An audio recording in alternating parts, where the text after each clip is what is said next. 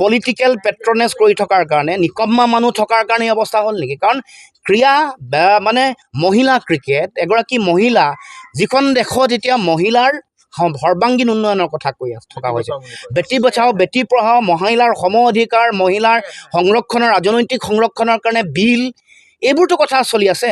অথচ এইখন অসমত এখন প্ৰান্তীয় ৰাজ্য, উত্তৰ পূৰ্বাঞ্চলৰ এখন প্ৰান্তীয় ৰাজ্য, য'ৰ পৰা বিশ্বকাপৰ দলত স্থান লাভ কৰাটোৱে ডাঙৰ কথা। স্থান লাভ কৰিছে, জয় কৰি আহিছে বিশ্বকাপ, আৰু তাৰ পাছত আমি অসমৰ ৰাইজে আমি গম পোৱা নাই, চৰকাৰী যন্ত্ৰই ৰাজসিক যিটো আদৰণি দিব লাগে এইটো দিয়া নাই, উদাসীন হৈ আছে, মনে মনে আছে আৰু গম নোপোৱাকৈ আছে। ই জাতীয় লজ্জাৰ বিষয়। আমি সকলোৱে লাজ পাইছোঁ। চৰকাৰখনৰ এই কৰ্মকাণ্ডত আমি ব্যাপক লাজ পাইছোঁ। কাৰণ পুৱাৰ ভাগত মই গোৰ্খা ছাত্ৰ সন্থাৰ সভাপতি সম্পাদক দুয়োগৰাকীৰ লগত কথা পাতিছিলোঁ, কিন্তু তেওঁলোকেও গম নাপায়। তেওঁলোকে নিশাৰ ভাগতহে তেওঁলোকে কৈছে এতিয়া যে তেওঁলোকেও এঘণ্টাৰ আগতহে গম পাইছে। তেওঁ যেতিয়া লেণ্ড কৰিব উমা চেত্ৰী অসমত, 1 ঘণ্টাৰ আগত তেওঁলোকেও দৌৰাদৌৰিকৈ, গতিকে আমাক খবৰ দিবলৈ সময় নাপালে। আমিবোৰে সেইকাৰণে গম নাপালোঁ। এতিয়া অসমলৈ দীপক শৰ্মাৰ নচ্ছৰ দে আহিছে, আমি সময়মতে যোগাযোগ কৰিছে, খবৰ পাইছোঁ। আমাৰ দল এটা গৈছে, আমাৰ দিদীক্ষা সোণোৱালে এটা ৰেকৰ্ড কৰিছে, কৰাৰ পিছত লগে লগে আমাৰ দল গৈছে আদৰিবৰ কাৰণে। গতিকে এইটো মই ভাবোঁ যে অত্যন্ত অৱহেলা আৰু লাজ লগা কথা হৈছে। লাজ লগা কথা মানে বেলেগ কাৰ কাৰণে হৈছে নাজানো, অসমবাসী ৰাইজৰ কাৰণে হৈছে।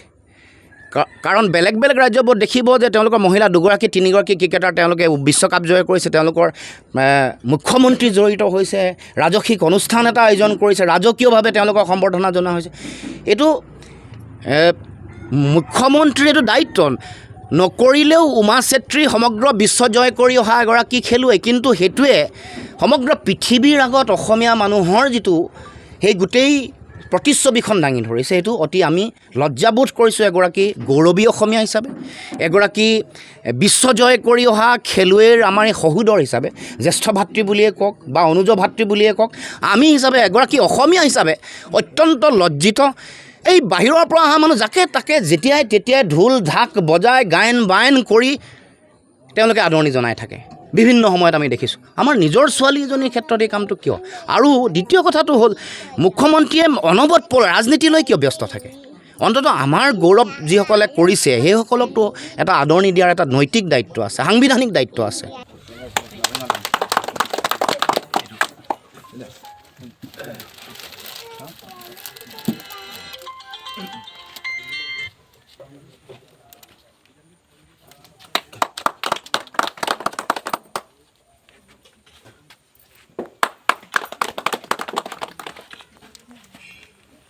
আৰু ফুলাৰ ফুপাৰে চিত্ৰৰঞ্জন মুখ্যমন্ত্ৰী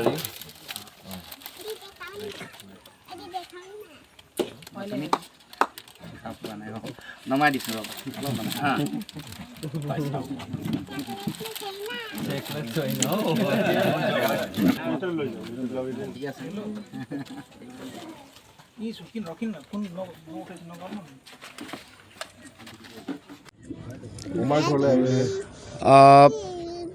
বিশ্বকাপ জয়লাভ কৰাৰ পাছত আমি উমা চেত্ৰীৰ গৃহলৈ আহিছোঁ। আমি সকলোৱে জানো যে দেশৰ নাম বিশ্বত উজ্বলাইছে মহিলা বিশ্বকাপ ক্ৰিকেটৰ এই জয়যাত্ৰাত এগৰাকী অতি শক্তিশালী সেনানী হিচাপে উমা চেত্ৰীয়ে অংশগ্ৰহণ কৰিছিলে। আৰু উমা চেত্ৰী কেৱল মাত্ৰ অসম উত্তৰ পূৰ্বাঞ্চলৰে গৌৰৱ নহয়, এতিয়া সমগ্ৰ পৃথিৱীত ভাৰতৰ নাম জিলিকাইছে। আৰু এই বিশ্বকাপ জয়ৰ পিছত স্বগৃহলৈ আহিছে। আমি আমাৰ দলৰ তৰফৰ পৰা উমা চেত্ৰীলৈ অফুৰন্ত আমি শুভেচ্ছা অভিনন্দন জ্ঞাপন কৰিছোঁ। এই জয়ৰ পিছত অসমৰ ক্ৰীড়া জগতত বিশেষকৈ মহিলাৰ ক্ৰিকেটতো এটা অতি সুদূৰ প্ৰসাৰী প্ৰভাৱ পৰিব। মই ভাবোঁ যে এই অঞ্চলৰ পৰা ওলাই গৈ বিশ্ব জয় কৰাটো অত্যন্ত প্ৰত্যাহ্বানপূৰ্ণ আছিল। আৰু ইমান প্ৰত্যাহ্বান, ইমান জটিলতাৰ মাজত নিজকে আন্তঃৰাষ্ট্ৰীয় প্ৰেক্ষাপটত এনেকৈ শক্তিশালী ৰূপত প্ৰতিষ্ঠা কৰা, নিজৰ পদচিহ্ন সমগ্ৰ পৃথিৱীৰ ক্ৰীড়াৰ শক্তিশালী মানচিত্ৰত প্ৰতিষ্ঠা কৰাটো মই ভাবোঁ যে অসমৰ জাতীয় জীৱনৰ কাৰণে অত্যন্ত গৌৰৱৰ বিষয়। আমি উমা চেত্ৰীৰ এই গৌৰৱোজ্জ্বল যাত্ৰা অধিক আহি থাকিব লগা দিনসমূহত অধিক শক্তিশালী হওক, দৃঢ় হওক, আৰু আগন্তুক দিনসমূহত আৰু যিবোৰ টুৰ্ণামেণ্ট আহিব বিশ্বকাপৰ আৰু নতুন সংস্কৰণ যেতিয়া আহিব বা আন বিভিন্ন আন্তঃৰাষ্ট্ৰীয় ক্ৰীড়াত উমা চেত্ৰীয়ে অসম আৰু দেশক যাতে আৰু গৌৰৱান্বিত কৰিব পাৰে আৰু আগবাঢ়ি যায় তাৰ কাৰণে আমাৰ তৰফৰ পৰা অফুৰন্ত শুভেচ্ছা জ্ঞাপন কৰিছোঁ।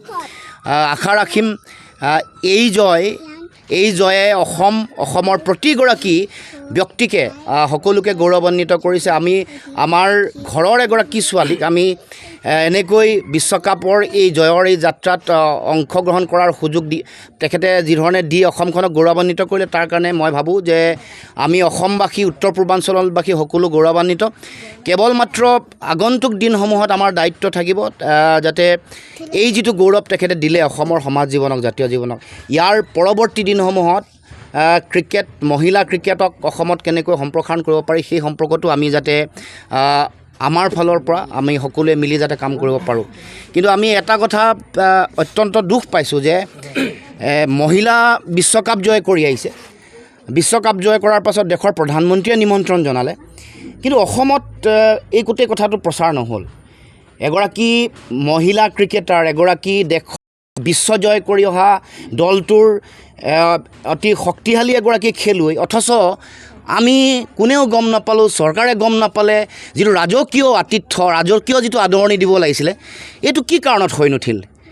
সাধাৰণতে যিকোনো ধৰণৰ কথা এটাতে ব্যাপক এটা প্ৰচাৰ চলে, চৰকাৰী যন্ত্ৰৰ ব্যাপক উদ্যোগ থাকে, চৰকাৰী যন্ত্ৰই সাংঘাতিক এটা পৰিৱেশ সৃষ্টি কৰে। বাহিৰৰ পৰা বিভিন্ন বহিৰাগত নেতা কৰ্মকৰ্তা আহিছে, হাজাৰ বিজাৰ মানুহে আদৰণি জনাইছে, গায়ন বায়ন হৈছে, সাংস্কৃতিক দল, অথচ উমা চেত্ৰী আমাৰ ছোৱালী, অসমৰ ছোৱালী, অসমীয়া ছোৱালী এজনীক বিশ্বজয় কৰি অহাৰ পিছত এই যিটো কৃপণালী, এই যিটো একেবাৰে ব্যৰ্থতা বুলি ক'ম বা যিটো অৱহেলাৰ যিটো দৃষ্টিভংগী, এইটো কিয়? এইটোৱে আমাক সকলোকে দুখ দিছে। মহিলা ক্ৰিকেটাৰ হিচাপে হেমাহি কৰা হ'ল।